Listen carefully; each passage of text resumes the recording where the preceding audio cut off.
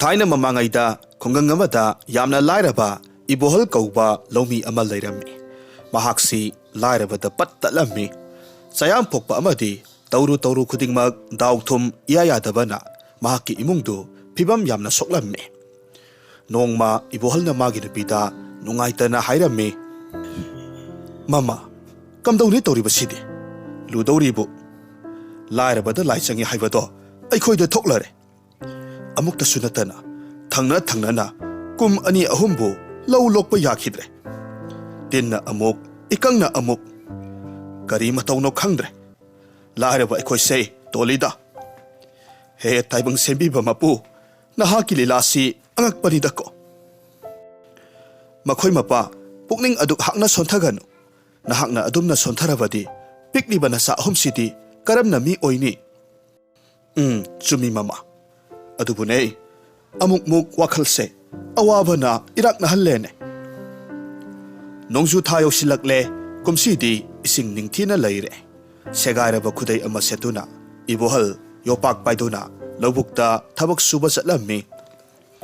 Kahatlaba maithong khoiraba unsa aduna punsigi awan nungai mayek sengna takle. Matamasita ahal oiraba laigi sakti selaba lainingba ahal amakhak ibohal na thabak suriba maikei adomda laklamme.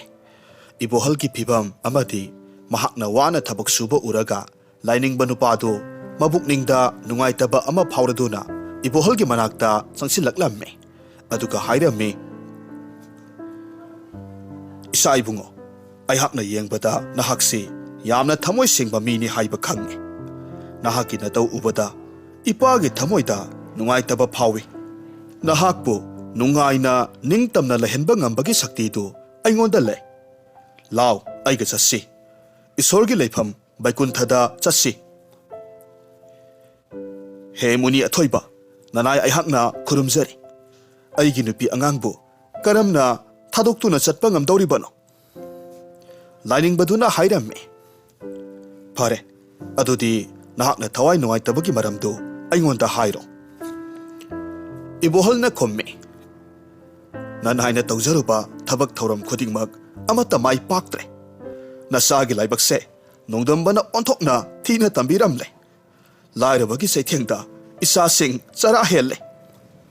Lining bana hairame. O madugi oire. Pare ai nangonda wafam khara haige. Munna taw. Handak lakadoriba tha ahumsi akanba maongda nong suduna ising isaw thokadori. Maramaduna nahakna law inkolda thagadaba pot chai phau tha ahumsigi matungda thagadabani. Aduga handakti nahaki phokthoksu leigani.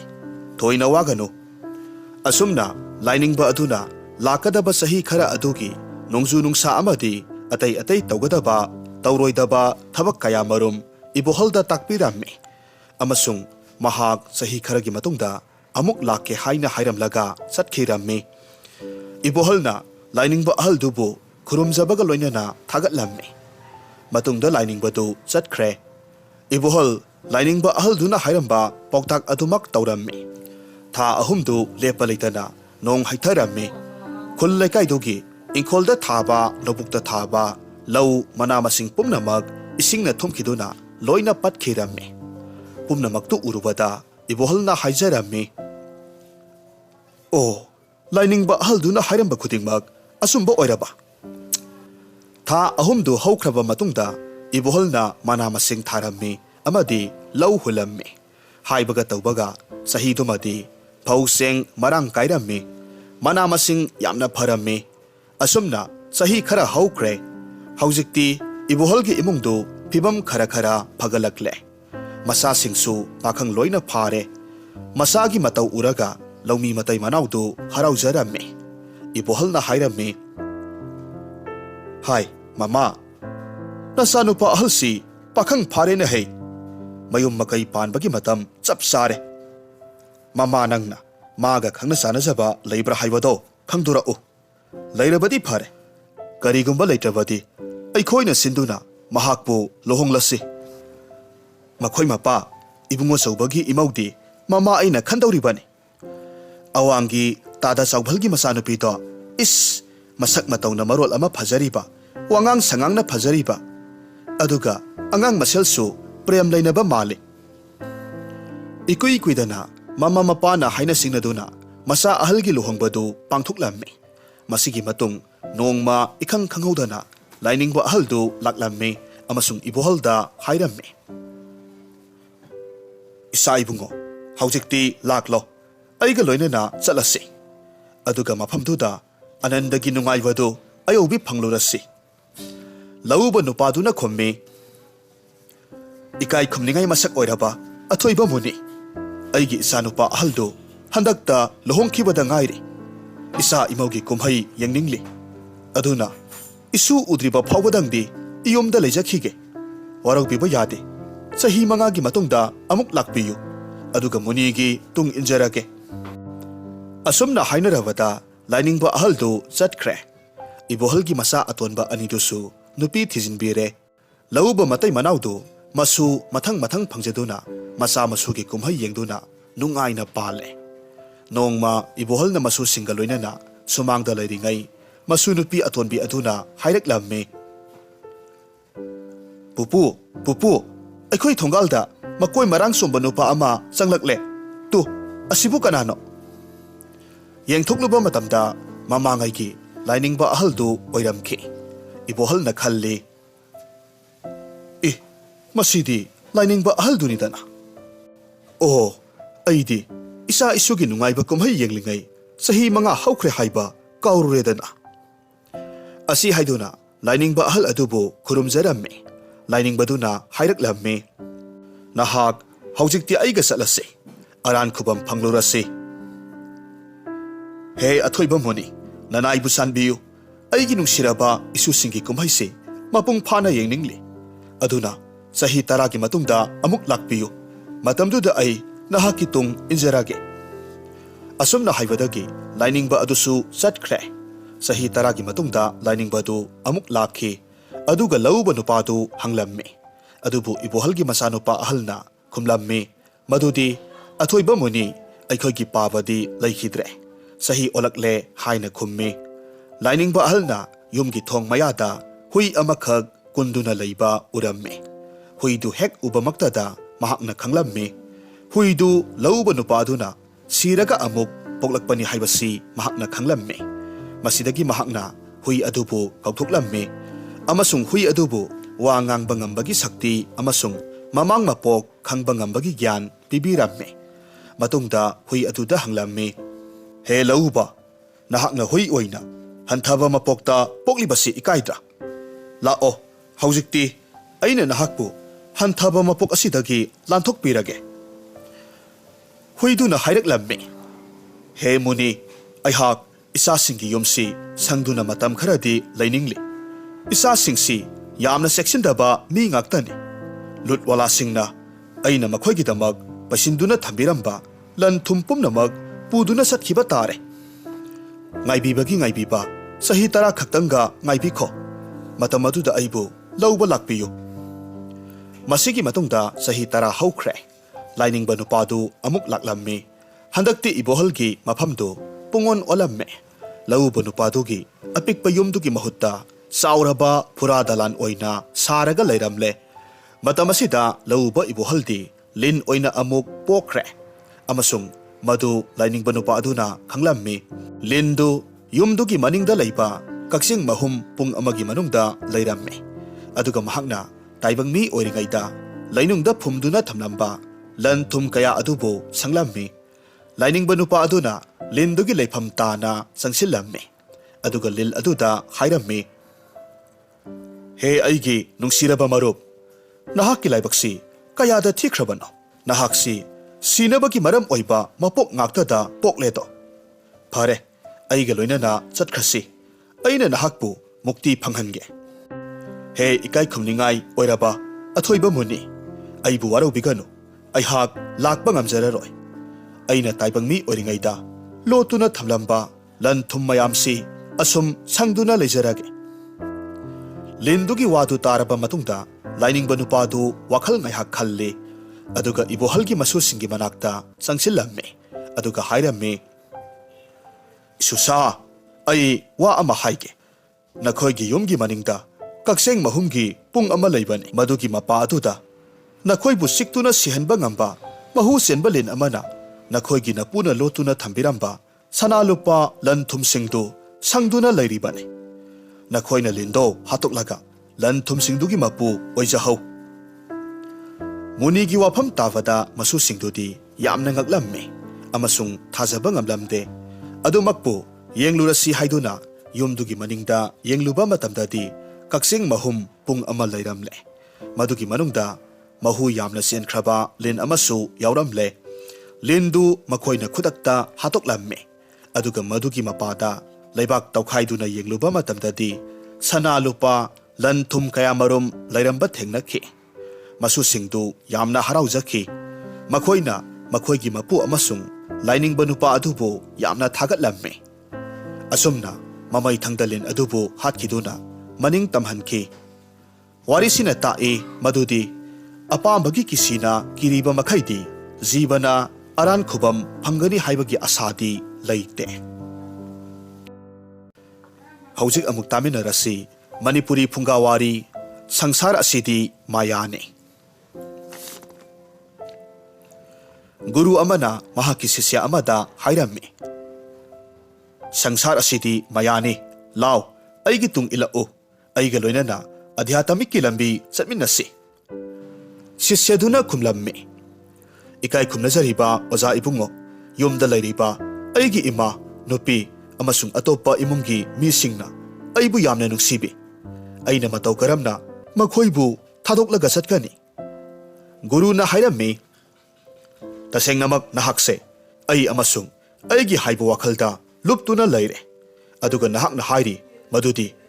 nahaki imung manunggi misingna nahakbu awoiba oina nungsi makhoina nahakbu awoiba oina nungsi haibado nahaki pukningna seranana lawbani aihakna nangonda karigumba ama takpige aduga makhoina nahakbu awoiba oina nungsibra natragana nungsidabra haibado nahakna khangni madu hairaga guru aduna mahaki sisya aduda hidak guli ama piramme aduga mangonda amuk hairakhi masigi gulisi yum hek yaubaga yosillu adudagidi makhoigi mamitta nahakse asiba mi amagum uragani adubu nahakti gyan sukmang mangloi nahakna pumnamak udawribani tadawribani matamaduda aihak nahaki yumda lakke adudagidi nahak asum hanaki phibamduda lakadawribani sisya aduna mahaki guru gi yathang ilamme aduga mahaki phamungda asiba mi amagum taduna leirammi imungdu tengthana oibagi khonjelna pik thalammi mahaki mama nupi amasung atopa mising aduna laimaida tharo onduna thamoi sokna kapnarammi matam adumaktada mahaki gurudu mafam aduda laklammi aduga hanglaklammi mayamna kapnariba sibu kari tawrubage makhoina khumlammi nupa asisire guru aduna nupa dugi mihul yanglammi aduga hairaklammi karino mayamna tawbiriba asibo natte mahak sidri tumil laibiyu mabu pungpha phanabagi hidak aingonda lei madu tawada mahaki mari matasing adudi nungaibagi ngamkhai leiramde iswar masamakna swargadagi makhoigi yumda hek kumtharakpagum tawrammi adubu guru na hairaklammi ai karigumba ama haijage mi amana masigi hidaksi khara ahanbada sagani aduga matungda nupa sida arembadu pijagani tawbatadi ahanbada hidak saba midudi siragani aduga arembadu saraga nupa asidi hingalakadawribani nupa asibu nuksiba marimata sing mafam asida yamna leire haiba aina ure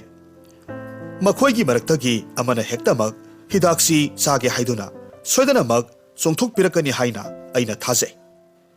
aduga mahaki nupi amasung mahaki mama animaknasu thamoi sokna kaplamba aina uzaki tasengnamak makhoina hidaksi sabada karimata singnaroi hainasu aina khanjai khudakta makhoi pumnamak kappa toknakhi aduga tumin leinakhi matamasida mama na hairakhi phare aikhogi imungse mi yamna leiba imungni aihak sire haina lauro adudagidi imung manung asibu kanana yengsinbidoribano masi hairamlaga mahaki pukning yamna nungaitaba phibam amada hanjinduna leiki hauzik ngaihaki mamangda kaplambi amasung mahaki mapuroibagi phattaba nongdam adubu khantharuraga tengtharambi nupi adunasu hairaklamme aigi pikraba isa ani ahum leiri aina sikrabadi makhoi kanana yengbidoribano matamasida sisya aduna pumnamak urammi taramme mahakna khudak aduda phamungdagi haugalakhi aduga mahaki guru aduda haijaraklamme Gurudev nanai aihak pumnamak gyan tare ai yum thadoktuna satlagani Gurudev ki tung injaragani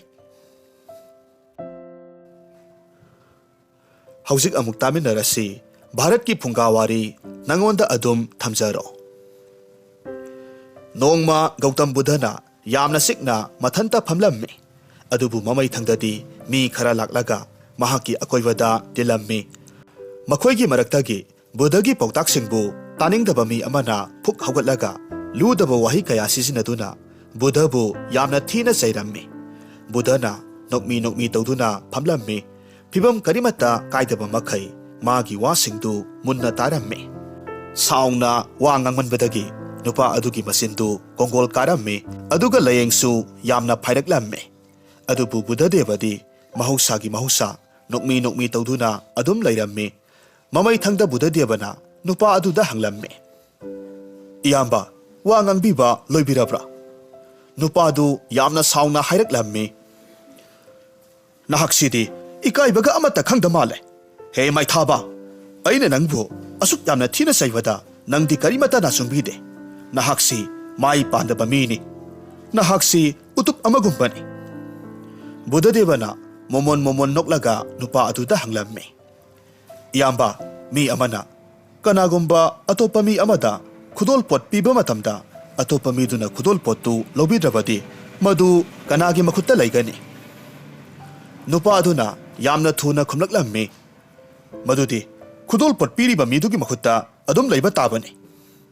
adudagidi Buddhadevana amuk hairaklamme yamna phare adudi iyamba nahakna aingonda saibada ayakna karimata laukhidраbanina nahakna saikhiba wahai singi khudol potsingdo nangonda adumak thamjaro hauzik amuk taminarasi Phunga Wari asumba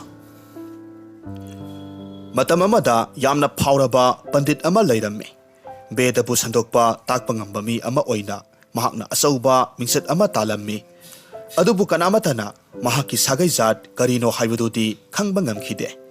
mi ayambana mahaksi brahman oiramloi haina singnarammi brahman singna phana yamna kanna khangge haina hotnarabasu mahaki asengba sagai jat adu khangnabagi upai amata phangkhide mamai thangdadi brahman pandit amagi nupina mapuroibada haijaraklamme pandit adu aikhoida amukta chak kaubiyu aduga pena pijarasi adudagidi mahaki sagai jattu irai laina khangba ngamlagani nupidugi wahaidugi matung inna pandit adubu chak kaurammi pandit adu mabuk pik thana saraga potharammi sak saman khiduna pandit tu ningthina tumthakre hariba matam adumaktada nupi aduna beda pandit adugi khuyada mai ngangsang ngangna itlaba yosai amana thamlammi khudakta pandit aduna sabe henman khiduna ye Allah haina laurakki matau asum tawduna mahakpu muslimni haibasi khangba ngamki thajaba haibasidi mapanda utkadaba natte hauzik amuk taminarasi Bharat ki Phunga Wari aranba khongthang amana kanagumba brahman amana phattaba thabak ahumgi manungdagi amakhak tawba ngamlabadi mangonda asauba khudol pot ama pibaga loinana upadhi su pigani haina nongma ningthau amana laibak miyam khangnanaba lauthoklammi phattaba thabak ahumdudi ahanbada bedabu aranbani haiduna saigadabani anisubada yu thakadabani ahumsubada atopagi nupibu izat manghangadabani matam koina lairaba phawada samudra taretna koliba leibaksingdagi kanamatana phattaba thabak ahumsiki manungdagi amakhaktangbu tawge haiduna chongthoraklamde adubu mamai thangdadi chara henduna sigadoraba lairaba brahman amana konungda laklammi aduga papki masak oiraba ꯐꯠꯇꯕ ꯊꯕꯛ ꯑꯍꯨꯝꯗꯨꯒꯤ ꯃꯅꯨꯡꯗꯒꯤ ꯈ꯭ꯋꯥꯏꯗꯒꯤ ꯄꯥꯞ ꯍꯟꯊꯕꯅꯤ ꯍꯥꯏꯅ ꯃꯍꯥꯛꯅ ꯈꯟꯖꯕ U ꯊꯛꯄ ꯍꯥꯏꯕ ꯐꯠꯇꯕ ꯊꯕꯛ ꯑꯗꯨꯕꯨ ꯇꯧꯖꯒꯦ ꯍꯥꯏꯗꯨꯅ ꯆꯣꯡꯊꯣꯔꯛꯂꯝꯃꯤ꯫ ꯃꯗꯨꯒꯤ ꯃꯇꯨꯡꯗ ꯃꯍꯥꯛ ꯌꯨ ꯊꯛꯈꯤ꯫ ꯑꯗꯨꯒ ꯃꯍꯥꯛ ꯌꯨ ꯉꯥꯎꯔꯛꯄꯗꯒꯤ ꯋꯥꯁꯛꯄꯅꯦ, ꯃꯤꯉꯣꯟꯗ ꯁꯥꯞ ꯇꯧꯕꯅꯦ ꯃꯊꯣꯡ ꯃꯔꯝ ꯈꯪꯈꯤꯗ꯭ꯔꯦ꯫ ꯌꯨ ꯉꯥꯎꯃꯟꯈꯤꯕꯗꯒꯤ ꯃꯐꯝ ꯃꯔꯥꯡ ꯈꯪꯗꯅ ꯕꯦꯗꯕꯨ ꯑꯣꯏꯗꯕ ꯋꯥꯁꯤꯡꯒꯤ ꯃꯆꯥꯛꯁꯤꯡꯅꯤ ꯍꯥꯏꯗꯨꯅ ꯁꯣꯔꯣꯛꯇ ꯀꯣꯏꯔꯥꯎ ꯂꯥꯎꯗꯨꯅ ꯆꯠꯂꯛꯂꯝꯃꯤ꯫ ꯃꯍꯥꯛꯅ ꯌꯨꯝꯂꯣꯟ ꯀꯩꯔꯣꯟꯅꯕ ꯃꯤ ꯑꯃꯒꯤ ꯃꯌꯨꯝꯗ ꯆꯪꯂꯒ ꯂꯝꯗꯨꯒꯤ ꯈ꯭ꯋꯥꯏꯗꯒꯤ ꯃꯔꯥꯜ ꯂꯩꯕ ꯃꯍꯥꯄꯥꯄꯤ ꯑꯃꯒꯨꯝ ꯏꯃꯨꯡꯗꯨꯒꯤ ꯂꯩꯃꯁꯤꯖ ꯌꯨꯝꯕꯨꯔꯦꯝꯕꯤ ꯑꯗꯨꯕꯨ ꯏꯖꯠ ꯃꯥꯡꯍꯟꯈꯤ꯫ ꯃꯇꯧ ꯑꯁꯨꯝꯅ ꯐꯠꯇꯕ ꯊꯕꯛ ꯑꯃꯅ ꯑꯇꯣꯞꯄ ꯐꯠꯇꯕ ꯊꯕꯛꯁꯤꯡꯗ ꯂꯝꯖꯤꯡꯏ ꯍꯥꯏꯕꯁꯤ ꯀꯥꯎꯐꯗꯦ꯫ ꯍꯧꯖꯤꯛ ꯑꯃꯨꯛ ꯇꯥꯃꯤꯟꯅꯔꯁꯤ ꯃꯅꯤꯄꯨꯔꯤ ꯐꯨꯡꯒꯥ ꯋꯥꯔꯤ ꯋꯥꯔꯛꯍꯧꯗꯕ꯫ ꯅꯣꯡꯃ ꯃꯃꯥ ꯑꯃꯅ ꯃꯍꯥꯛꯀꯤ ꯆꯍꯤ 2 ꯈꯛꯇ ꯉꯥꯏꯔꯤꯕ ꯃꯆꯥꯅꯨꯄꯥ ꯑꯃꯕꯨ ꯂꯦꯡꯕꯥꯟꯗ ꯊꯥꯡꯒꯠꯇꯨꯅ ꯄꯨꯔꯒ ꯀꯩꯊꯦꯜ ꯀꯥꯔꯝꯃꯤ꯫ ꯂꯝꯕꯤ ꯑꯗꯨꯗ ꯅꯨꯄꯤ ꯑꯃꯁꯨ ꯋꯥꯍꯩ ꯋꯥꯍꯩ ꯌꯥꯎꯕ ꯊꯨꯝꯃꯣꯛ ꯑꯃ ꯄꯨꯔꯒ ꯃꯈꯣꯏꯒꯤ ꯃꯅꯥꯛꯇ ꯄꯔꯞ ꯄꯔꯞ ꯆꯠꯈꯤ꯫ ꯑꯉꯥꯡ ꯑꯗꯨꯅ ꯎꯍꯩ ꯄꯨꯕꯤ ꯅꯨꯄꯤ ꯑꯗꯨꯒꯤ ꯊꯨꯝꯃꯣꯛꯇꯒꯤ ꯂꯐꯣꯏ ꯑꯃ ꯂꯣꯟꯅ ꯂꯥꯝꯂꯒ ꯂꯧꯍꯧꯔꯝꯃꯤ꯫ ꯑꯗꯨꯒ ꯃꯗꯨ ꯆꯥꯈꯤ꯫ ꯃꯆꯥꯒꯤ ꯍꯩꯁꯤꯡꯕ ꯃꯇꯧꯗꯨ ꯎꯔꯒ ꯃꯃꯥꯅ ꯃꯆꯥ ꯑꯗꯨꯕꯨ ꯊꯥꯒꯠꯈꯤ꯫ ꯃꯆꯥꯅꯨꯄꯥ ꯑꯗꯨꯅ ꯃꯄꯨꯡ ꯃꯔꯩ ꯐꯥꯔꯛꯂꯕ ꯃꯇꯝꯗꯗꯤ ꯄꯣꯠ ꯃꯨꯟꯕ ꯑꯃꯗꯤ ꯂꯨꯠ ꯇꯧꯕꯅꯆꯤꯡꯕ ꯗꯥꯀꯨꯒꯤ ꯊꯕꯛꯁꯤꯡ ꯇꯧꯔꯛꯈꯤ꯫ ꯅꯣꯡꯃꯗꯤ ꯃꯍꯥꯛꯅ ꯂꯨꯠ ꯇꯧꯕ ꯆꯠꯄ ꯃꯇꯝꯗ ꯃꯤ ꯑꯃ ꯍꯥꯠꯈꯤ꯫ ꯃꯗꯨꯒꯤꯗꯃꯛꯇ ꯃꯍꯥꯛꯄꯨ ꯖꯦꯜꯗ ꯊꯝꯈꯤ꯫ ꯃꯍꯥꯛꯀꯤ ꯃꯔꯥꯜꯒꯤ ꯃꯇꯨꯡ ꯏꯟꯅ ꯃꯍꯥꯛꯄꯨ ꯐꯥꯁꯤ ꯇꯧꯕ ꯇꯥꯈꯤ꯫ ꯃꯥꯕꯨ ꯐꯥꯁꯤ ꯇꯧꯗꯨꯅ ꯍꯥꯠꯇ꯭ꯔꯤꯉꯩꯒꯤ ꯃꯃꯥꯡꯗ ꯃꯍꯥꯛꯅ ꯃꯃꯥꯕꯨ ꯎꯅꯕ ꯄꯥꯝꯂꯝꯃꯤ꯫ ꯃꯇꯝ ꯑꯁꯤꯗ ꯇꯦꯡꯊꯥꯔꯗꯨꯅ ꯃꯍꯥꯛꯀꯤ ꯃꯃꯥ ꯑꯗꯨꯅ ꯀꯞꯂꯗꯨꯅ ꯑꯉꯥꯎꯕꯤꯒꯤ ꯃꯇꯧꯒꯨꯝ ꯃꯆꯥꯅꯨꯄꯥ ꯑꯗꯨꯒꯤ ꯃꯅꯥꯛꯇ ꯂꯥꯛꯂꯝꯃꯤ꯫ ꯃꯍꯥꯛꯅ ꯃꯆꯥꯅꯨꯄꯥꯒꯤ ꯂꯥꯏꯕꯛ ꯑꯗꯨ ꯀꯔꯝꯅ ꯇꯝꯕꯤꯔꯝꯂꯤꯕꯅꯣ ꯍꯥꯏꯗꯨꯅ ꯍꯤꯛꯅ ꯀꯞꯂꯝꯃꯤ꯫ ꯃꯃꯥ ꯑꯗꯨꯅ ꯃꯍꯥꯛꯀꯤ ꯃꯅꯥꯛꯇ ꯍꯦꯛ ꯆꯪꯂꯛꯄꯒ ꯃꯍꯥꯛꯅ ꯃꯃꯥꯒꯤ ꯃꯈꯧꯔꯤ ꯆꯔꯝ ꯃꯦꯠꯂꯒ ꯍꯥꯠꯀꯦ ꯇꯧꯔꯝꯃꯤ꯫ ꯑꯗꯨꯕꯨ ꯖꯦꯜꯒꯤ ꯁꯟꯇ꯭ꯔꯤꯁꯤꯡ ꯑꯗꯨꯅ ꯃꯃꯥ ꯃꯆꯥ ꯑꯗꯨꯕꯨ ꯁꯦꯠꯇꯣꯛ ꯈꯥꯏꯗꯣꯛꯂꯝꯃꯤ꯫ ꯃꯆꯥꯅꯨꯄꯥ ꯑꯗꯨꯅ ꯌꯥꯝꯅ ꯄꯦꯟꯗꯅ ꯑꯔꯣꯏꯕ ꯑꯣꯏꯅ ꯍꯥꯏꯔꯛꯂꯝꯃꯤ, "ꯁꯤꯕꯒꯤ ꯗꯟꯗꯤ ꯑꯁꯤꯗꯤ ꯏꯃꯥꯅ ꯐꯪꯕꯗ ꯃꯇꯤꯛ ꯆꯥꯕꯅꯤ꯫ ꯃꯔꯝꯗꯤ ꯅꯍꯥꯛꯅꯅꯤ ꯑꯩꯕꯨ ꯁꯤꯕꯒꯤ ꯗꯟꯗꯤ ꯐꯪꯍꯜꯂꯤꯕꯁꯦ꯫ ꯑꯩꯅ ꯆꯍꯤ 2 ꯁꯨꯔꯛꯄ ꯃꯇꯝꯗ ꯂꯐꯣꯏ ꯍꯨꯔꯥꯟꯈꯤ꯫ ꯃꯇꯝ ꯑꯗꯨꯗ ꯅꯍꯥꯛꯅ ꯅꯆꯥꯕꯨ ꯋꯥꯔꯛꯄꯤꯔꯝꯂꯕꯗꯤ ꯑꯩꯅ ꯑꯁꯤꯒꯨꯝꯕ ꯗꯁꯥ ꯑꯁꯤ ꯇꯥꯔꯝꯂꯣꯏꯗꯕꯅꯤ꯫ ꯃꯔꯝ ꯑꯗꯨꯅ ꯃꯆꯥ ꯑꯃꯅ ꯐꯈꯤꯕ ꯅꯠꯇ꯭ꯔꯒꯅ ꯐꯠꯂꯛꯇꯕ ꯍꯥꯏꯕꯁꯤ ꯃꯃꯥ ꯃꯄꯥ ꯑꯣꯏꯕꯁꯤꯡꯒꯤ ꯑꯆꯧꯕ ꯗꯥꯏꯇ ꯑꯃꯅꯤ." ꯍꯧꯖꯤꯛ ꯑꯃꯨꯛ ꯇꯥꯃꯤꯟꯅꯔꯁꯤ ꯐꯨꯡꯒꯥ ꯋꯥꯔꯤ ꯑꯁꯤꯒꯨꯝꯕꯁꯤꯅꯤ ꯑꯔꯤꯛꯄ ꯃꯤꯒꯤ ꯑꯋꯥꯕ꯫ ꯈꯨꯡꯒꯪ ꯑꯃꯗ ꯑꯔꯤꯛꯄ ꯃꯆꯤꯟ ꯃꯅꯥꯎ 2 ꯈꯛ ꯂꯩꯔꯝꯃꯤ꯫ ꯃꯅꯥꯎꯅꯨꯄꯥ ꯑꯗꯨꯗꯤ ꯆꯨꯝꯅ ꯑꯔꯤꯛꯄ ꯃꯤ ꯑꯃꯈꯛ ꯑꯣꯏꯖꯕꯇꯅꯤ꯫ ꯑꯗꯨꯒ ꯃꯌꯥꯝꯕ ꯑꯗꯨꯗꯤ ꯌꯥꯝꯅ ꯍꯦꯟꯅ ꯂꯤꯛꯃꯟꯕ ꯃꯤꯁꯛ ꯑꯃ ꯑꯣꯏꯔꯝꯃꯤ꯫ ꯂꯤꯛꯃꯟꯕꯅ ꯃꯈꯣꯏꯁꯤ ꯆꯥꯛ ꯐꯥꯎꯕ ꯃꯄꯨꯡ ꯐꯥꯗꯅ ꯆꯥꯔꯒ ꯄꯨꯟꯁꯤ ꯂꯦꯜꯂꯝꯃꯤ꯫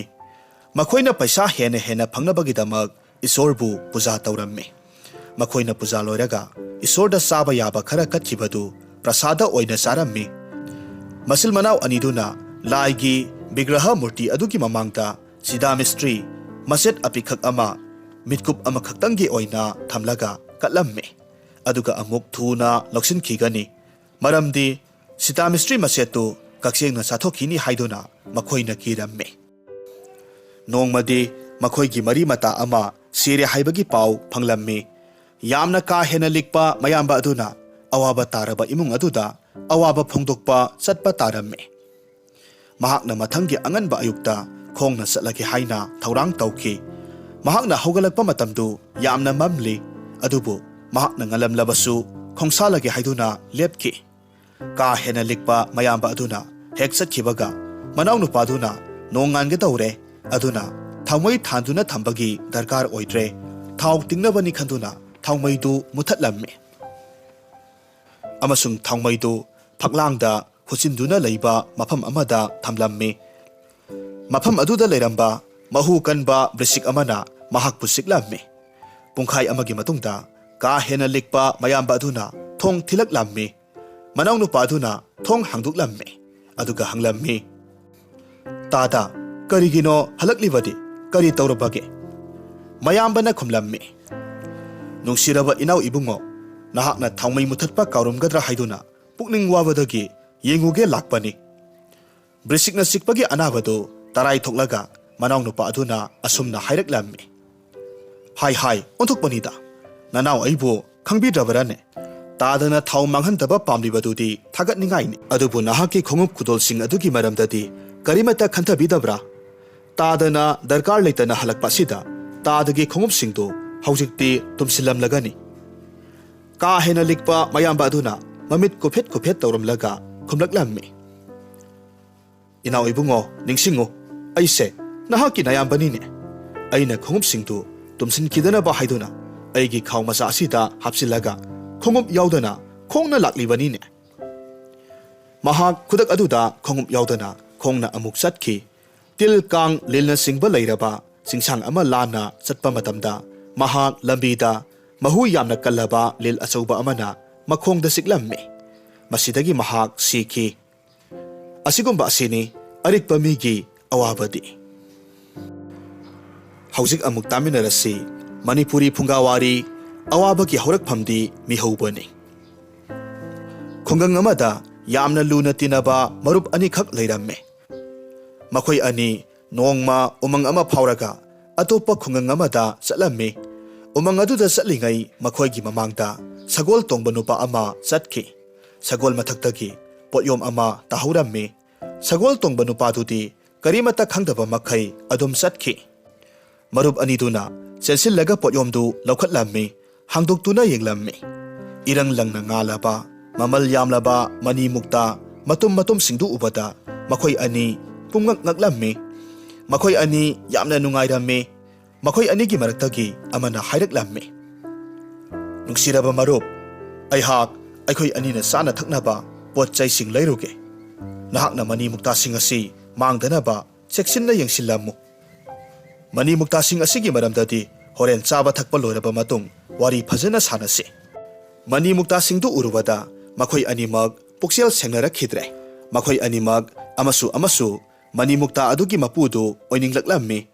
ꯑꯆꯥ ꯑꯊꯛ ꯂꯧꯕ ꯆꯠꯈꯤꯕ ꯅꯨꯄꯥ ꯑꯗꯨꯗꯤ ꯃꯊꯟꯇ ꯌꯥꯝꯅ ꯊꯨꯅ ꯆꯥꯛ ꯆꯥꯊꯣꯛꯂꯕ ꯃꯇꯨꯡ ꯃꯥꯒꯤ ꯃꯔꯨꯞꯀꯤꯗꯃꯛ ꯆꯥꯛ ꯆꯥꯌꯣꯝ ꯑꯃ ꯅꯤꯡꯊꯤꯅ ꯌꯣꯝꯕꯤꯔꯝꯃꯤ꯫ ꯑꯗꯨꯗꯒꯤꯗꯤ ꯃꯍꯥꯛꯅ ꯗꯨꯀꯥꯟ ꯑꯃꯗꯒꯤ ꯍꯨ ꯂꯩꯔꯒ ꯂꯝꯕꯤꯗ ꯍꯨꯗꯨ ꯃꯍꯥꯛꯀꯤ ꯃꯔꯨꯞꯅ ꯆꯥꯒꯗꯕ ꯆꯥꯛ ꯑꯗꯨꯗ ꯌꯥꯟꯁꯤꯜꯂꯝꯃꯤ꯫ ꯑꯗꯨꯒ ꯑꯃꯨꯛ ꯍꯟꯅ ꯃꯌꯣꯝꯗꯨ ꯅꯤꯡꯊꯤꯅ ꯌꯣꯝꯁꯤꯜꯂꯝꯃꯤ꯫ ꯃꯍꯥꯛꯅ ꯃꯍꯥꯛꯀꯤ ꯃꯔꯨꯞꯀꯤ ꯃꯅꯥꯛꯇ ꯌꯥꯝꯅ ꯊꯨꯅ ꯂꯥꯛꯈꯤ꯫ ꯆꯥꯛꯇꯨ ꯎꯕꯃꯛꯇꯗ ꯃꯍꯥꯛꯀꯤ ꯃꯔꯨꯞ ꯑꯗꯨꯅ ꯍꯥꯏꯔꯛꯂꯝꯃꯤ꯫ ꯍꯧꯖꯤꯛ ꯅꯍꯥꯛꯅ ꯑꯃꯨꯛ ꯃꯅꯤ ꯃꯨꯛꯇꯥꯁꯤꯡ ꯑꯁꯤ ꯆꯦꯛꯁꯤꯟꯅ ꯌꯦꯡꯂꯝꯃꯨ꯫ ꯑꯩꯍꯥꯛ ꯑꯃꯨꯛ ꯆꯠꯂꯨꯈꯤꯒꯦ꯫ ꯑꯅꯛꯄ ꯄꯨꯈ꯭ꯔꯤ ꯑꯁꯤꯗ ꯆꯥꯛ ꯆꯥꯅꯅꯕ ꯈꯨꯠ ꯑꯃꯨꯛꯇ ꯍꯥꯝꯂꯨꯒꯦ꯫ ꯃꯍꯥꯛꯅ ꯈꯨꯠ ꯍꯥꯝꯕ ꯆꯠꯈ꯭ꯔꯤꯉꯩꯗ ꯑꯆꯥ ꯑꯊꯛ ꯂꯧꯕ ꯆꯠꯂꯨꯕ ꯃꯔꯨꯞ ꯑꯗꯨꯅ ꯄꯣꯠꯌꯣꯝ ꯑꯗꯨꯗ ꯄꯨꯛꯅꯤꯡ ꯌꯥꯝꯅ ꯂꯥꯡꯇꯛꯅꯅ ꯌꯦꯡꯂꯝꯃꯤ꯫ ꯑꯗꯨꯒ ꯍꯥꯡꯗꯣꯛꯂꯝꯃꯤ꯫ ꯃꯍꯥꯛꯅ ꯃꯀꯣꯛ ꯂꯨꯛꯊꯔꯒ ꯌꯥꯝꯅ ꯃꯤꯍꯧꯅ ꯑꯃꯗꯤ ꯅꯨꯡꯉꯥꯏꯅ ꯃꯅꯤ ꯃꯨꯛꯇꯥꯁꯤꯡ ꯑꯗꯨꯗ ꯌꯦꯡꯂꯝꯃꯤ꯫ ꯏꯈꯪ ꯈꯪꯍꯧꯗꯅ ꯑꯀꯟꯕ ꯑꯃꯗꯤ ꯑꯔꯨꯝꯕ ꯆꯩꯇꯨꯞ ꯑꯃꯅ ꯈꯨꯗꯛꯇ ꯁꯤꯕ ꯌꯥꯕ ꯁꯥꯐꯨ ꯑꯃꯒ ꯂꯣꯏꯅꯅ ꯃꯍꯥꯛꯀꯤ ꯃꯀꯣꯛꯇ ꯍꯥꯏꯊꯔꯛꯂꯝꯃꯤ꯫ ꯑꯁꯨꯝꯅ ꯑꯇꯣꯞꯄ ꯃꯔꯨꯞ ꯑꯗꯨꯅ ꯃꯍꯥꯛꯄꯨ ꯍꯥꯠꯈꯤ꯫ ꯑꯗꯨꯒ ꯃꯅꯤ ꯃꯨꯛꯇꯥ ꯃꯇꯨꯝꯁꯤꯡꯗꯨ ꯂꯧꯁꯤꯜꯂꯒ ꯐꯨꯔꯤꯠꯈꯥꯎꯗ ꯍꯥꯞꯆꯤꯟꯈꯤ꯫ ꯑꯗꯨꯗꯒꯤꯗꯤ ꯃꯍꯥꯛꯅ ꯆꯥꯛꯌꯣꯝꯗꯨ ꯍꯥꯡꯗꯣꯛꯂꯒ ꯌꯥꯝꯅ ꯅꯨꯡꯉꯥꯏꯅ ꯆꯥꯛꯇꯨ ꯆꯥꯕ ꯍꯧꯔꯝꯃꯤ꯫ ꯆꯥꯛꯈꯣꯝ ꯑꯃꯅꯤ ꯆꯥꯔꯕ ꯃꯇꯨꯡꯗꯗꯤ ꯃꯈꯨꯠꯇꯨ ꯐꯨꯔꯤꯠꯈꯥꯎꯗ ꯊꯤꯡꯖꯤꯜꯂꯒ ꯗꯣꯝ ꯍꯥꯏꯊꯗꯨꯅ ꯁꯤꯈꯤ꯫ ꯃꯔꯨꯞ ꯑꯅꯤꯁꯤꯅ ꯋꯥꯅ ꯄꯨꯟꯁꯤ ꯂꯣꯏꯁꯤꯟꯈꯤꯕꯒꯤ ꯃꯔꯝꯁꯤ ꯀꯔꯤꯅꯣ? ꯃꯗꯨꯗꯤ ꯂꯟ ꯊꯨꯝ ꯐꯪꯅꯤꯡꯕꯒꯤ ꯑꯄꯥꯝꯕꯗꯨꯅꯤ꯫ ꯃꯗꯨꯗꯤ ꯃꯤꯍꯧꯕꯗꯨꯅꯤ꯫ ꯃꯔꯝ ꯑꯗꯨꯅ ꯅꯤꯡꯁꯤꯡꯕꯤꯌꯨ, ꯑꯋꯥꯕꯒꯤ ꯍꯧꯔꯛꯐꯝꯗꯤ ꯃꯤꯍꯧꯕꯅꯤ꯫ ꯍꯧꯖꯤꯛ ꯑꯃꯨꯛ ꯇꯥꯃꯤꯟꯅꯔꯁꯤ ꯚꯥꯔꯠꯀꯤ ꯐꯨꯡꯒꯥ ꯋꯥꯔꯤ ꯅꯥꯀꯣꯡꯗꯅ ꯚꯒꯕꯠ ꯄꯨꯛꯅꯤꯡꯗꯅ ꯑꯣꯛꯇꯕꯤ꯫ ꯃꯇꯝ ꯑꯃꯗ ꯃꯔꯨꯞ ꯑꯅꯤꯈꯛ ꯁꯣꯔꯣꯛꯇ ꯑꯁꯨꯝ ꯆꯠꯂꯝꯃꯤ꯫ ꯃꯈꯣꯏꯅ ꯁꯣꯔꯣꯛ ꯃꯄꯥꯟꯗ ꯃꯤ ꯈꯔꯅ ꯚꯒꯕꯠ ꯄꯥꯕ ꯇꯥꯅꯔꯝꯕꯗꯨ ꯎꯔꯝꯃꯤ꯫ ꯃꯔꯨꯞ ꯑꯃꯅ ꯍꯥꯏꯔꯛꯂꯝꯃꯤ꯫ ꯃꯔꯨꯞ, ꯂꯥꯎ, ꯙꯔꯃꯒꯤ ꯑꯁꯦꯡꯕ ꯂꯥꯏꯔꯤꯛ ꯇꯥꯔꯨꯁꯤ꯫ ꯃꯍꯥꯛꯅ ꯑꯁꯨꯝꯅ ꯍꯥꯏꯔꯝꯂꯒ ꯌꯥꯝꯅ ꯊꯨꯅ ꯂꯥꯏꯔꯤꯛ ꯇꯥꯐꯝꯗꯨꯗ ꯆꯪꯁꯤꯟꯈꯤ꯫ ꯑꯗꯨꯒ ꯐꯝꯊꯈꯤ꯫ ꯑꯇꯣꯞꯄ ꯃꯔꯨꯞ ꯑꯗꯨꯗꯤ ꯌꯦꯡꯕꯇꯃꯛ ꯌꯦꯡꯂꯝꯂꯒ ꯑꯗꯨꯃꯛ ꯆꯠꯈꯤ꯫ ꯑꯗꯨꯒ ꯑꯣꯛꯇꯕꯤ ꯅꯨꯄꯤꯁꯤꯡꯒꯤ ꯁꯪ ꯑꯃꯗ ꯆꯪꯈꯤ꯫ ꯑꯗꯨꯒ ꯃꯍꯥꯛꯅ ꯌꯥꯝꯅ ꯊꯨꯅ ꯃꯤꯡꯆꯠ ꯊꯤꯅꯤꯡꯉꯥꯏ ꯑꯣꯏꯕ ꯃꯐꯝꯗꯨꯗ ꯂꯩꯕꯗꯨ ꯑꯁꯨꯝ ꯇꯨꯀꯠꯆꯔꯛꯈꯤ꯫ ꯃꯍꯥꯛꯅ ꯃꯊꯟꯇ ꯑꯁꯨꯝꯅ ꯃꯨꯔꯨꯝ ꯁꯣꯟꯖꯔꯝꯃꯤ꯫ ꯑꯩꯒꯤꯗꯃꯛ ꯃꯁꯤ ꯌꯥꯝꯅ ꯏꯀꯥꯏꯅꯤꯡꯉꯥꯏꯅꯤꯗ꯫ ꯑꯩꯒꯤ ꯃꯔꯨꯞꯇꯨꯗꯤ ꯁ꯭ꯔꯤ ꯍꯔꯤꯒꯤ ꯑꯁꯦꯡꯕ ꯋꯥ ꯇꯥꯗꯨꯅ ꯂꯩꯔꯝꯒꯅꯤꯗꯣ꯫ ꯑꯗꯨꯒ ꯌꯦꯡꯉꯨꯗꯣ, ꯑꯩꯅ ꯂꯩꯔꯤꯕ ꯃꯐꯝ ꯑꯁꯤꯗꯤ? ꯑꯗꯨꯕꯨ ꯚꯒꯋꯠ ꯇꯥꯔꯤꯕ ꯃꯔꯨꯞ ꯑꯗꯨꯗꯤ ꯌꯥꯝꯅ ꯅꯤꯡꯕ ꯀꯥꯏꯔꯝꯃꯤ꯫ ꯃꯍꯥꯛꯅ ꯃꯊꯟꯇ ꯃꯨꯔꯨꯝ ꯃꯨꯔꯨꯝ ꯁꯣꯜꯂꯝꯃꯤ꯫ ꯑꯩꯁꯤ ꯀꯌꯥꯗ ꯄꯪꯈ꯭ꯔꯕꯅꯣ? ꯅꯨꯄꯥ ꯑꯁꯤꯅ ꯆꯣꯏꯗ꯭ꯔꯪ ꯄꯥꯗ꯭ꯔꯪ ꯉꯥꯡꯕꯁꯦ ꯑꯩꯅ ꯇꯥꯗꯨꯅ ꯂꯩꯔꯦ꯫ ꯑꯗꯨꯒ ꯑꯩꯒꯤ ꯃꯔꯨꯞ ꯑꯗꯨꯗꯤ ꯃꯍꯥ ꯑꯣꯏꯅ ꯅꯨꯡꯉꯥꯏꯕ ꯃꯇꯝ ꯑꯃ ꯐꯪꯂꯝꯂꯒꯅꯤ꯫ ꯃꯇꯝꯒꯤ ꯈꯣꯡꯂꯩ ꯃꯇꯨꯡ ꯏꯟꯅ ꯃꯈꯣꯏ ꯑꯅꯤꯃꯛ ꯁꯤꯈ꯭ꯔꯦ꯫ ꯖꯣꯝ ꯅꯤꯡꯊꯧꯒꯤ ꯗꯨꯠꯅ ꯚꯒꯋꯠ ꯇꯥꯈꯤꯕ ꯅꯨꯄꯥ ꯑꯗꯨꯒꯤ ꯑꯇꯃꯥꯗꯨ ꯂꯧꯕ ꯂꯥꯛꯈꯤ, ꯑꯗꯨꯒ ꯃꯥꯒꯤ ꯑꯇꯃꯥꯗꯨ ꯅꯣꯔꯣꯛ ꯀꯣꯝꯗ ꯁꯣꯔꯣ ꯁꯣꯔꯣ ꯂꯥꯛꯇꯨꯅ ꯆꯤꯡꯊꯈꯤꯔꯝꯃꯤ꯫ ꯑꯃꯔꯣꯝꯗꯅ ꯑꯃꯨꯛ ꯏꯁꯣꯔꯒꯤ ꯗꯨꯠꯅ ꯑꯣꯛꯇꯕꯤ ꯃꯀꯣꯟꯗ ꯆꯪꯈꯤꯕ ꯅꯨꯄꯥ ꯑꯗꯨꯒꯤ ꯑꯇꯃꯥꯗꯨ ꯂꯧꯕ ꯂꯥꯛꯂꯝꯃꯤ, ꯑꯗꯨꯒ ꯃꯍꯥꯛꯀꯤ ꯑꯇꯃꯥ ꯑꯗꯨꯕꯨꯅ ꯁꯔꯒꯗ ꯄꯨꯈꯠꯄꯤꯈꯤ꯫ ꯇꯁꯦꯡꯅꯃꯛꯅꯤ, ꯏꯁꯣꯔꯅ ꯃꯤꯑꯣꯏꯕꯒꯤ ꯊꯃꯣꯏꯕꯨ ꯌꯦꯡꯉꯤ, ꯑꯗꯨꯒ ꯃꯤꯑꯣꯏꯕꯅ ꯀꯔꯤ ꯇꯧꯕꯒꯦ, ꯀꯗꯥꯏꯗ ꯂꯩꯕꯒꯦ ꯍꯥꯏꯕꯗꯨ ꯌꯦꯡꯂꯒ ꯕꯤꯆꯥꯔ ꯈꯛ ꯇꯧꯗꯦ꯫ ꯍꯧꯖꯤꯛ ꯑꯃꯨꯛ ꯇꯥꯃꯤꯟꯅꯔꯁꯤ ꯔꯥꯖꯦꯟꯗ꯭ꯔ ꯄ꯭ꯔꯁꯥꯗ ꯑꯃꯁꯨꯡ ꯃꯍꯥꯛꯀꯤ ꯔꯇꯅꯥ꯫ ꯚꯥꯔꯠꯀꯤ ꯑꯍꯥꯟꯕ ꯄ꯭ꯔꯁꯤꯗꯦꯟ ꯔꯥꯖꯦꯟꯗ꯭ꯔ ꯄ꯭ꯔꯁꯥꯗꯀꯤ ꯔꯇꯅꯥ ꯀꯧꯕ ꯌꯥꯝꯅ ꯐꯔꯕ ꯃꯅꯥꯏ ꯑꯃ ꯂꯩꯔꯝꯃꯤ꯫ ꯃꯍꯥꯛ ꯊꯣꯏꯗꯣꯛ ꯍꯦꯟꯗꯣꯛꯅ ꯃꯄꯨ ꯅꯤꯡꯕ ꯃꯤꯁꯛ ꯑꯃ ꯑꯣꯏꯔꯝꯃꯤ꯫ ꯃꯍꯥꯛꯅ ꯃꯇꯝ ꯀꯨꯏꯅ ꯃꯄꯨꯕꯨ ꯄꯦꯟꯅꯅꯕ ꯁꯦꯕꯥ ꯅꯤꯡꯊꯤꯅ ꯇꯧꯖꯔꯝꯃꯤ꯫ ꯅꯣꯡꯃꯗꯤ ꯔꯇꯅꯥꯕꯨ ꯃꯍꯥꯛꯀꯤ ꯀꯥ ꯋꯥꯏ ꯁꯤꯠꯍꯜꯂꯝꯃꯤ꯫ ꯔꯥꯖꯦꯟꯗ꯭ꯔ ꯄ꯭ꯔꯁꯥꯗꯅ ꯃꯍꯥꯛꯀꯤ ꯀꯂꯝ ꯑꯃ ꯃꯍꯥꯛꯀꯤ ꯂꯥꯏꯔꯤꯛ ꯑꯃꯒꯤ ꯃꯅꯨꯡꯗ ꯍꯥꯞꯇꯨꯅ ꯊꯝꯂꯝꯃꯤ꯫ ꯀꯂꯝ ꯑꯗꯨ ꯃꯉꯣꯟꯗ ꯃꯍꯥꯇꯃꯥ ꯒꯥꯟꯙꯤꯅ ꯄꯤꯔꯛꯈꯤꯕꯅꯤ꯫ ꯔꯇꯅꯥꯅ ꯃꯍꯥꯛꯀꯤ ꯇꯦꯕꯜꯗꯨ ꯁꯦꯡꯗꯣꯛꯄ ꯃꯇꯝꯗ ꯀꯂꯝꯗꯨ ꯂꯩꯃꯥꯏꯗ ꯇꯥꯈꯤꯗꯨꯅ ꯃꯆꯤꯟ ꯇꯦꯛꯂꯝꯃꯤ꯫ ꯃꯗꯨꯗ ꯔꯇꯅꯥ ꯌꯥꯝꯅ ꯄꯥꯈꯠꯈꯤ, ꯑꯗꯨꯕꯨ ꯃꯍꯥꯛꯀꯤ ꯃꯔꯥꯜꯗꯨ ꯉꯥꯛꯄꯤꯌꯨ ꯍꯥꯏꯗꯨꯅ ꯃꯍꯥꯛꯀꯤ ꯃꯄꯨꯗ ꯑꯆꯨꯝꯕꯗꯨ ꯍꯟꯅ ꯍꯟꯅ ꯍꯥꯏꯖꯔꯝꯃꯤ꯫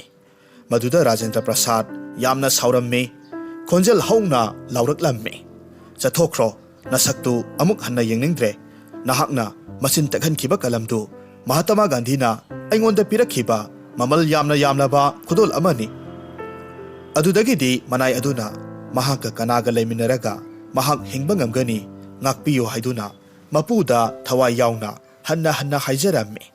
ꯑꯗꯨꯕꯨ ꯃꯍꯥꯛꯀꯤ ꯃꯄꯨꯅ ꯀꯔꯤꯃꯠꯇ ꯇꯥꯕꯤꯈꯤꯗ꯭ꯔꯦ꯫ ꯔꯥꯖꯦꯟꯗ꯭ꯔ ꯄ꯭ꯔꯁꯥꯗꯅ ꯔꯇꯅꯥꯒꯤ ꯃꯁꯛꯇꯨ ꯃꯉꯣꯟꯗ ꯑꯃꯨꯛ ꯍꯟꯅ ꯎꯍꯜꯂꯒꯅꯨ ꯍꯥꯏꯔꯝꯂꯒ ꯃꯄꯥꯟ ꯊꯣꯛꯈꯤ꯫ ꯃꯅꯥꯏ ꯔꯇꯅꯥꯗꯨ ꯎꯄꯥꯏ ꯂꯩꯇꯗꯨꯅ ꯆꯠꯈꯤ꯫ ꯑꯍꯤꯡꯒꯤ ꯃꯇꯝꯗ ꯔꯇꯅꯥꯕꯨ ꯇꯥꯟꯊꯣꯛꯈꯤꯕꯒꯤ ꯋꯥꯈꯜꯗꯨ ꯑꯁꯨꯝ ꯈꯟꯊꯔꯨꯔꯒ ꯔꯥꯖꯦꯟꯗ꯭ꯔ ꯄ꯭ꯔꯁꯥꯗ ꯇꯨꯝꯕ ꯌꯥꯈꯤꯗꯦ꯫ ꯃꯅꯥꯏ ꯔꯇꯅꯥꯕꯨ ꯅꯤꯡꯁꯤꯡꯗꯨꯅꯇ ꯂꯩꯈꯤ꯫ ꯃꯊꯪꯒꯤ ꯑꯌꯨꯛꯇꯗꯤ ꯑꯌꯨꯛ ꯈꯨꯗꯤꯡꯒꯤ ꯔꯇꯅꯥꯅ ꯄꯤꯔꯝꯕ ꯀꯣꯐꯤꯗꯨ ꯌꯧꯔꯛꯈꯤꯗ꯭ꯔꯦ꯫ ꯃꯍꯥꯛꯅ ꯔꯇꯅꯥꯗ ꯆꯠꯈꯤꯕ ꯂꯝꯆꯠ ꯑꯗꯨꯒꯤ ꯃꯔꯝꯗ ꯃꯨꯟꯅ ꯋꯥꯈꯜ ꯈꯟꯊꯔꯛꯂꯝꯃꯤ꯫ ꯑꯗꯨꯒ ꯃꯍꯥꯛꯀꯤ ꯑꯆꯧꯕ ꯃꯔꯥꯜꯁꯨ ꯅꯠꯇꯕꯗ ꯃꯄꯨ ꯅꯤꯡꯕ ꯃꯅꯥꯏ ꯑꯗꯨꯕꯨ ꯇꯥꯟꯊꯣꯛꯈꯤꯕ ꯑꯁꯤꯗ ꯃꯍꯥꯛ ꯃꯊ꯭ꯋꯥꯏ ꯌꯥꯝꯅ ꯅꯨꯡꯉꯥꯏꯔꯛꯂꯝꯗꯦ꯫ ꯃꯍꯥꯛꯅ ꯃꯍꯥꯛꯀꯤ ꯀꯂꯝꯕꯨ ꯃꯐꯝ ꯆꯥꯅ ꯊꯝꯒꯦꯗꯤ ꯍꯥꯏꯗ꯭ꯔꯒ ꯀꯔꯤꯃꯠꯇ ꯆꯦꯛꯁꯤꯟꯗꯕ ꯃꯈꯩ ꯂꯥꯏꯔꯤꯛ ꯑꯃꯒꯤ ꯃꯅꯨꯡꯗ ꯍꯦꯛꯇ ꯊꯝꯖꯤꯟꯈꯤꯕꯁꯤ ꯃꯥꯒꯤ ꯃꯔꯥꯜꯅꯤ ꯍꯥꯏꯕ ꯈꯪꯂꯛꯈꯤ꯫ ꯃꯍꯥꯛꯅ ꯔꯇꯅꯥꯗ ꯄꯥꯎ ꯊꯥꯈꯤ, ꯑꯗꯨꯒ ꯃꯍꯥꯛꯄꯨ ꯂꯧꯔꯨꯔꯒ ꯃꯍꯥꯛꯅ ꯔꯇꯅꯥꯗ ꯑꯁꯨꯝꯅ ꯍꯥꯏꯈꯤ, "ꯔꯇꯅꯥ, ꯅꯍꯥꯛꯁꯤ ꯌꯥꯝꯅ ꯐꯕ ꯃꯤꯁꯛ ꯑꯃꯅꯤ꯫ ꯑꯩꯅ ꯀꯂꯝ ꯑꯗꯨꯕꯨ ꯂꯥꯏꯔꯤꯛꯀꯤ ꯃꯅꯨꯡꯗ ꯊꯝꯂꯨꯕꯗꯨ ꯑꯩꯒꯤ ꯏꯔꯥꯜꯅꯤ꯫ ꯃꯔꯝ ꯑꯗꯨꯅ ꯑꯩꯒꯤ ꯍꯥꯊꯨ ꯍꯥꯊꯨꯕ ꯑꯔꯥꯟꯕ ꯊꯕꯛ ꯑꯗꯨꯒꯤꯗꯃꯛ ꯑꯩꯕꯨ ꯉꯥꯛꯄꯤꯌꯨ." ꯃꯍꯥꯛꯅ ꯔꯇꯅꯥꯕꯨ ꯃꯥꯒꯤ ꯄꯨꯟꯁꯤ ꯂꯣꯏꯗ꯭ꯔꯤꯕ ꯐꯥꯎꯕ ꯂꯩꯃꯤꯟꯅꯁꯤ ꯍꯥꯏꯗꯨꯅ ꯍꯥꯏꯖꯔꯝꯃꯤ꯫ ꯃꯔꯝ ꯑꯗꯨꯅ ꯑꯁꯥꯎꯕ ꯍꯥꯏꯕꯁꯤ ꯅꯨꯡꯒꯤ ꯄꯨꯛꯅꯨꯡꯒꯤ ꯐꯤꯕꯝꯗꯒꯤ ꯂꯥꯛꯄꯅꯤ, ꯑꯗꯨꯒ ꯀꯅꯥꯒꯨꯝꯕꯅ ꯁꯥꯎꯕꯨ ꯍꯦꯛ ꯁꯥꯎꯔꯕꯗꯤ ꯁꯥꯎꯔꯨꯕ ꯃꯇꯨꯡꯗ ꯁꯣꯏꯗꯅꯃꯛ ꯋꯥꯒꯅꯤ꯫ ꯑꯗꯨꯅ ꯁꯥꯎꯕꯤꯒꯅꯨ, ꯁꯥꯎꯔꯤꯉꯩ ꯃꯇꯝꯗ ꯋꯥ ꯉꯥꯡꯒꯅꯨ, ꯊꯕꯛ ꯇꯧꯕꯤꯒꯅꯨ꯫ ꯍꯧꯖꯤꯛ ꯑꯃꯨꯛ ꯇꯥꯃꯤꯟꯅꯔꯁꯤ ꯑꯄꯥꯝꯕ ꯑꯃꯁꯨꯡ ꯄꯥꯝꯗꯕ꯫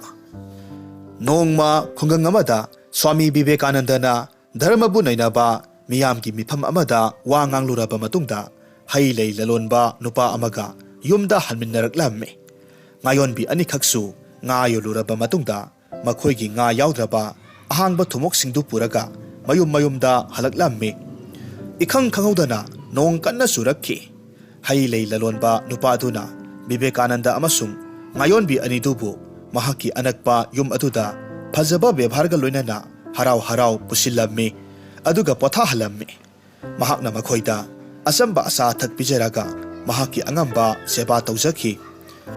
ꯅꯣꯡ ꯆꯨꯕ ꯂꯦꯞꯄꯒꯤ ꯑꯁꯥ ꯎꯔꯛꯇ꯭ꯔꯕ ꯃꯇꯝꯗ ꯑꯍꯤꯡ ꯑꯗꯨꯃꯗꯤ ꯍꯩ ꯂꯩ ꯂꯂꯣꯟꯕ ꯅꯨꯄꯥ ꯑꯗꯨꯒꯤ ꯌꯨꯝꯗ ꯂꯦꯜꯂꯁꯤ ꯍꯥꯏꯗꯨꯅ ꯃꯈꯣꯏꯅ ꯈꯟꯅꯈꯤ꯫ ꯅꯨꯄꯤꯁꯤꯡ ꯑꯗꯨꯅ इमुंगी का अमदा हिपलम्मी अदुगा नुपासिंग अदुना मांगोलदा हिपलम्मी विवेकानंदगा लई ललोनबा नुपा अदुगादी मांगोलगी कासिंदा थमलिबा थुमोक्सिंग अदुदगी लाकपा महिंग मनमदु ताबदा तुम्बा याखिदे नुपी अनि अदुना इमुंगदा वारी सानबदु मखोइना मपालदगी तारम्मी इमुंगदा नुपी अमना मुरुम मुरुम सोलम्मी ओह अइदी लैसिंगसिगी मनमना तुम्बा याद्रे अइबु करम तौसिगे अतोपा नुपी अदुना हौगलक्लगा हाइरम्मी फरे इता अइसु तुम्बा याद्रे अइखोइगी थुमोक्सिंगदो लौसिल्लुरसि अदुगा अइखोइगी लुखुमदा थमलसि मधु ओइरबदि अइखोइ निंगथिना तुम्बा यारगानि मखोइना मांगोलदा थोरक्लगा थुमोक्सिंगदु इमुंगदा पुसिनखि अदुदगिदि मखोइ अमसु तुमखुल हुन्ना तुमथनखि विवेकानंदगी वाखलदा असुमना खंथरम्मे ओ मी हाइबा जासिबु करिनोने मसिदि पोटकी महाउसिंग अमसुंग मागी हाइनबिसिंगना सेंबा जीवने